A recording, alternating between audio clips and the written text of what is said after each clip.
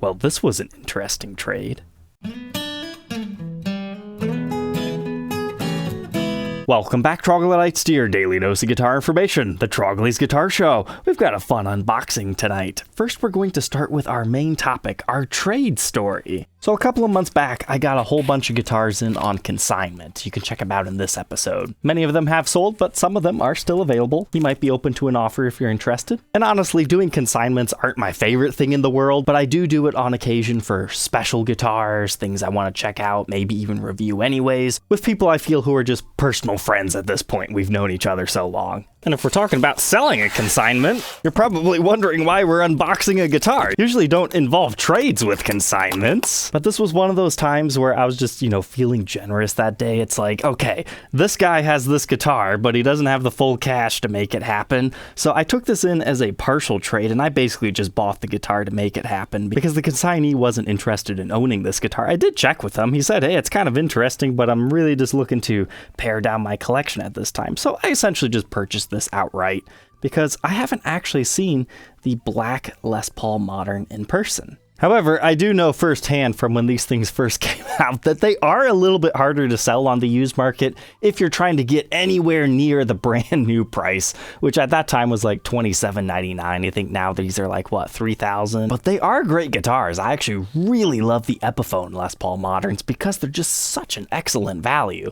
Like, it's not a full-on Axis heel swoop. It's just a little bit different. Not as good in my opinion, but close enough for most people. But this feels like a really lightweight example. It's got a nice little chatoyant effect on the back. But besides that, what makes these things special is their cool metallic finish. So they also have a red and a Pelham blue version, if you like that. It's really time for Gibson to introduce some new colors onto these, in my opinion. But I've got to say, in person, this black sparkle really does look pretty nice. I think they call it graphite. But even though it's a Les Paul standard, it's kind of like the High Performance series. You've got a real mother of pearl trapezoid inlay. You don't normally get that on a standard. It's the Ebony fretboard. You don't have fret nibs. So if you ever didn't like that about Gibsons, maybe check one of these things out. Now this example has a replaced truss rod cover on it that's a little bit more stylistically different, and it looks like somebody's replaced the nut. But at the same time, it still has the lacquer over the edges. I'm not really sure about that. Did Gibson change the material that they're using, or did somebody just perfectly touch that up to make it look stock? I suppose it's possible some sort of a nut lubrication discolored it, but whatever, it is what it is. You've also got locking tuners to make this thing modern. But as far as condition, this is a dentist that plays. He's got lots of picking scratches over here, and everything else is looking alright. But you definitely have a little bit of buckle rash or something going on back here, and a few other light marks there. So I figured this would be easy enough to sell. Even if I lose a little bit on it, it's basically just coming out of my commission payment of the consignment payout, so it's not that big of a deal. I'm actually going to post this pretty much at a quick sale price, so you can check it out on my website, troglysguitarshow.com. But just a few other cool things about these. They actually have a compound fretboard radius. They also have the asymmetrical neck. I mean, it is a very highly spec'd out, modernized Les Paul, as the name implies. But as far as case candy here, looks like we do have a blank truss rod cover in here, as well as our switch, and all of our other case candy here, and a check for an obscene amount of money. Don't you just wish every Gibson came with one of those?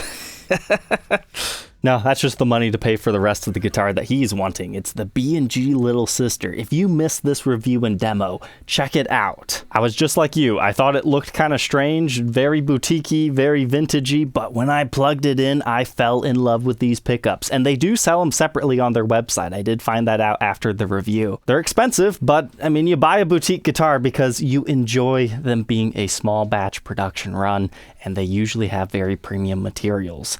And that's definitely the case with the flame maple binding on the edges. You even have the exposed little maple cap along the F-holes that has the flame. These kind of have a similar look to them, but they're very different at the same time. So I hope you enjoy your new guitar, my friend. And I hope my buddy enjoys his money, which he'll probably just buy some more cool guitars with it. So everybody's happy. But I know I'm trying to sell this guitar, but I think whoever gets this is really going to like it. The weight is just perfect. I need to check it out. Yeah, 8 pounds, 10.2 ounces. Now keep in mind, these do have the modern weight relief. That's the whole V-shaped one. But now that I've had this black finish in person, I think I actually like it better than the Pelham blue ones. Gotta love that side profile shot with the natural back. Story number 2 tonight is also wrapping up another tale. We had just recently reviewed this model on the show, the new 335 BB King live at the Regal. And during my inspection of that guitar, I found this weird wire in it. Now when I had first pulled it out, it was like all coiled up, and I thought maybe it was like the ground wire to the Bigsby, because the strings just didn't quite seem grounded on that example, as referenced by this.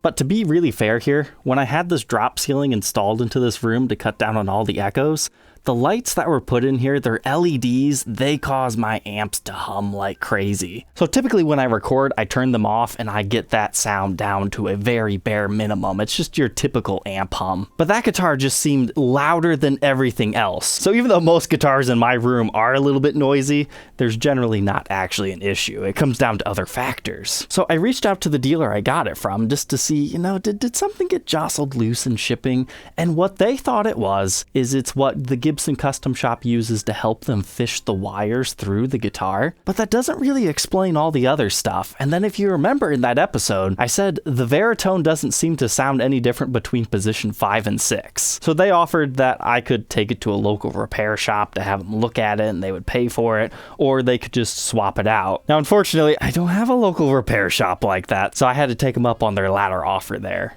So, to be perfectly honest here, I'm curious, is the Veritone actually supposed to sound like that? I actually still have that other one right now. They just put a hold on my card until it gets returned for this. So here is our second live at the Regal. I would say I do enjoy the fretboard on this one just a tad bit more. It's got a very nice rosiness to it, but looks like we got all the same issues as before, but you find this all the time on Gibson semi-hollows. It's just the dust. It comes out of the F-holes. It's a really bad look in my opinion. Maybe they could get an F-hole shaped attachment to like a shop vac and just put it in there and it just sucks all the loose bits out of it. But so far, so good as far as loose wires and whatnot. So yes, this seems to be a suitable replacement, but we're gonna definitely have to plug it in to see how this particular one sounds. So let's go ahead and do that now. Yeah, so this one right away, it doesn't quite have that crazy hum the other one did.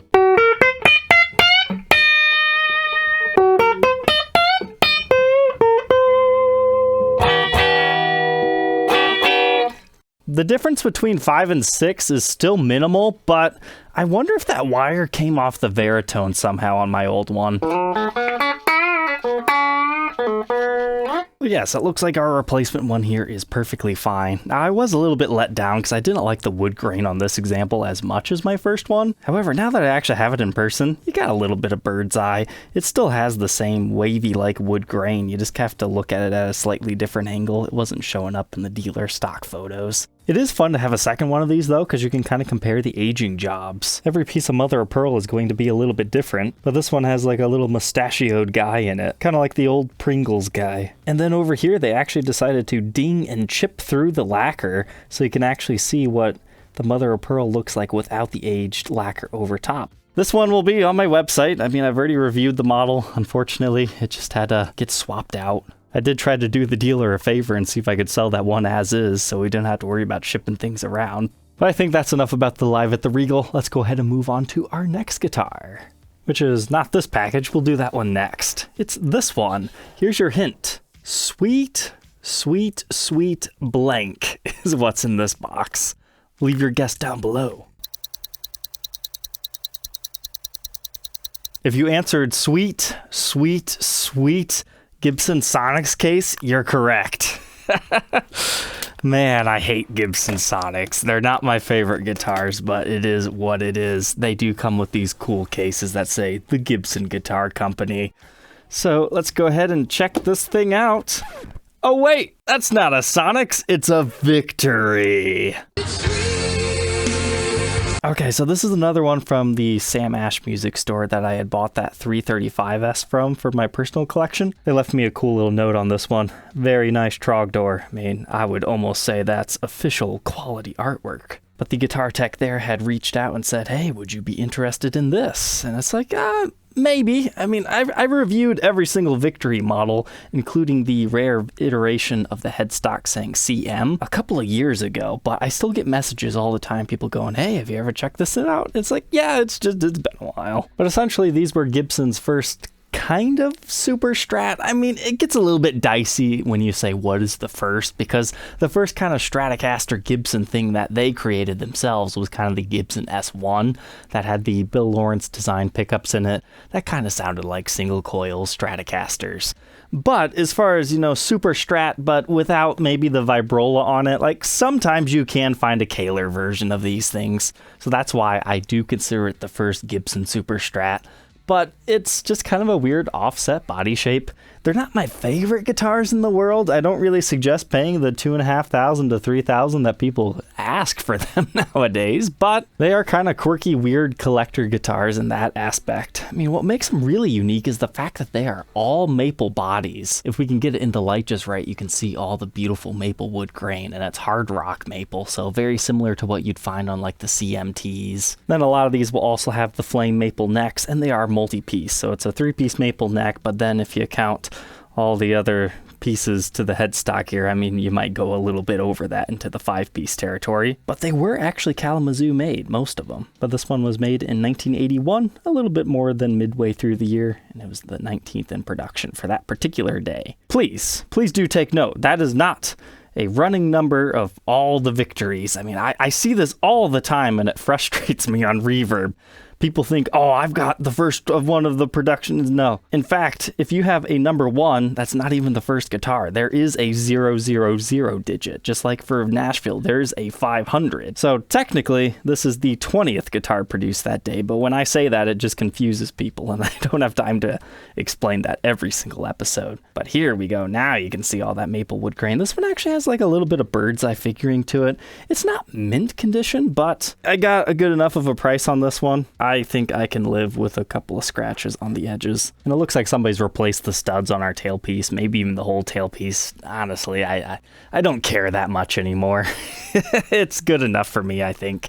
But if you need to learn all about the Victory multi-voice series, you can check it out in either of these episodes. Again, I've documented both of them, and I feel those videos are more than affluent enough to tell you everything that you need to know about these. But I thought it was nice to try one of these again, because some of these can be very heavy. This one, I mean, it's not light by any means, but it's not as heavy as some of them that I have had. However, usually these did not come in the Gibson Sonics case. They would have like a black exterior one, so it's possible that the dealer who initially sold this swapped the cases, not realizing it, or maybe there were a few that came with these. It's hard to tell. I mean, at least we have a Gibson case that fits it, so that's all that really matters. So unless you want to pry this thing out of my hands for like $22.50, I think I'm just going to hold it back, because it's a pretty nice example. And hey, look at this. We still have our diamond posi lock strap locks on it, which is usually the first part that gets ripped off these guitars to be sold separately for a premium.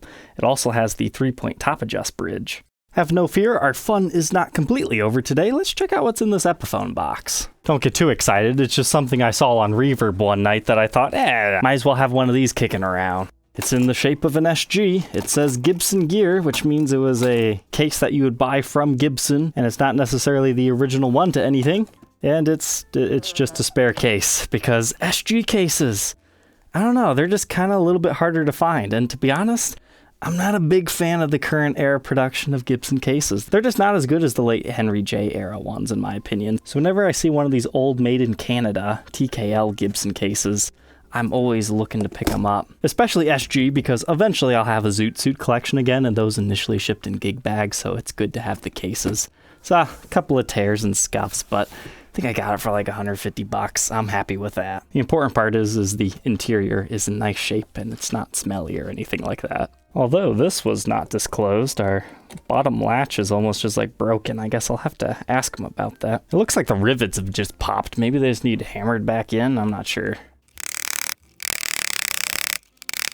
Well, beating it with the wrath of America seemed to help a little bit. All right, my friends, I'm sorry to disappoint you. That's everything that's new. But wait, here's some bonus content. I was doing a little bit of early spring cleaning, and I started with one of my closets where when I was moving, some people were helping me. I didn't really know where things should go. I still don't really know where things should go. So a lot of things just got left in a closet, and we wanted to use it for something different now. So let's be honest, a lot of these are just old sponsored items that I don't really need when I have a large guitar collection. So inside here, I think is actually one of the Donner P basses. Bros, or something similar to that. Donner had sponsored my channel about a year ago in a long-term way, the other manufacturer being Glarry that we'll talk about today. And I mean, I'll say it, I mean, this is not a sponsored episode. Donner does make the better guitar, but Glarry necks are bigger. So, I mean, if that's what you like, you probably want to go with them. But I think the reason why I ended up keeping this bass back was it was just so nice for the price. Now, unfortunately, all these Donners and Glarrys, they're not 80 and 90 bucks anymore. They're like almost 200. But now that I have that Guitar of the Week collection, if I need a bass in my life at all, I'll eventually have a couple of them, like the SG Supreme, that's Guitar of the Week #1, or I'll eventually get the money basses back. So I don't really have a need for one of these. Like, I had just given a few of these to my family members who had young kids that needed to learn, or were at least showing interest in music, so that's where some of those electric guitars went. But nobody in my family has needed a bass, so I think I'll just put this one on my website. But this will definitely need a little bit of a setup. The frets are sprouting a bit, probably needs a little bit of a neck adjustment. Comes with the Strat, nice little gig bag. It won't be too expensive, but please, don't ask me to sign it. Every time I sell one of these cheap Glarrys or Donners, people ask me to sign it. It's like, I'm done signing them. I'm sorry. Strangely enough, nobody ever asked me to sign their Gibsons. I get it, though. You just want a part of the show's history. So next, we've got some sort of a Glarry. Now, if you wonder why I stopped working with Glarry, it's because they didn't pay me for the last promotion, which was kind of a jerk move on their part, but, you know, whatever. I still think they make a fun product if you know what you're doing. So let's see what we got in here. This appears to be, oh, I completely forgot I had this. A lefty Stratocaster?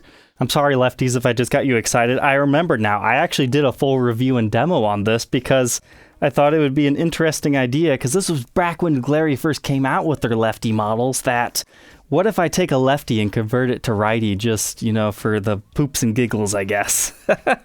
So that's back when I still had my router before I had burnt it up. So I moved our toggle switch over here. So you can play this kind of like how Hendrix had to play his guitars. You just have a master volume here. But this was not professional routing work, but yeah, I guess it's time to let this thing go. I'm kind of sad, though. I really like this color. It's beautiful.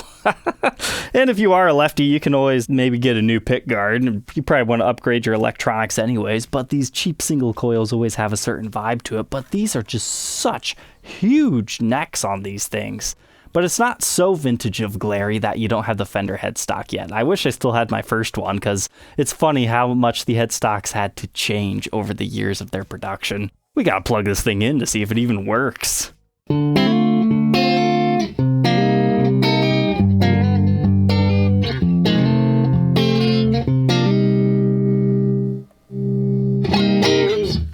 Okay, I will sign this one if somebody wants me to, because this is definitely my handiwork. The switch is still wired upside down, so your neck position is your bridge. So yeah, it's not necessarily comfortable to play as a righty. You don't have any dot markers on the side, so you'd have to continue to modify it if you wanted to play a lefty Stratocaster as a righty. But hey, you can check out the full episode if you want to learn more about this weird thing. I'd completely forgotten I still had this thing. It's a lot of unconventional fun, I guess you could say. But no, the action is not all that good. I love the neck, though. It feels like I polished it up into like a semi-gloss. That's good. Because most Glarrys almost feel like they're completely unfinished out of the box. But just in case that's not exactly what you're looking for, let's see what's in this Epiphone box. Oh, okay. This one definitely goes way back. So this is a viewer named Jacob Moses. Like, he painted his very first guitar. And I think what I told him is this was a very kind gift, and I'm only going to accept it on the condition that if you ever want this back, just message me. So, hey, Jacob, if you're still watching and you decide you want this guitar back, just reach out. Because it actually is quite cool. He's got this, like, rock effect going on here. It says Trogly's guitars, and he did a very accurate representation of my Trogly Dragon at that time with the acoustic guitar. It actually is very nice. So I can't remember if he said there was something wrong with the pickups or if he just shipped it without strings for some reason, but I think he said it was a Yamaha Pacifica. So maybe I just need to get this thing up and running one day, because also on the neck it looks like he did some sort of a cool char effect to it. So who knows, maybe I'll need to review and demo this one day, because I honestly kind of forgot it's stuffed away, which I feel bad saying because it was a very lovely gift. And it's also just a reminder of how long I've been doing this show. So no, I'm sorry, I'm not selling this one. The only way I'll part with this is if the original creator wants it back, because, you know, first guitars are very sentimental. I would love to have my first Epiphone back. So if you ever see a Epiphone Special 2 out there with a random red kill switch on it, not a good kind, mind you, just a standard kill switch, let me know. Alright, Troglodytes, don't forget to like, comment, and subscribe, and we'll catch you tomorrow on the next one. Take care.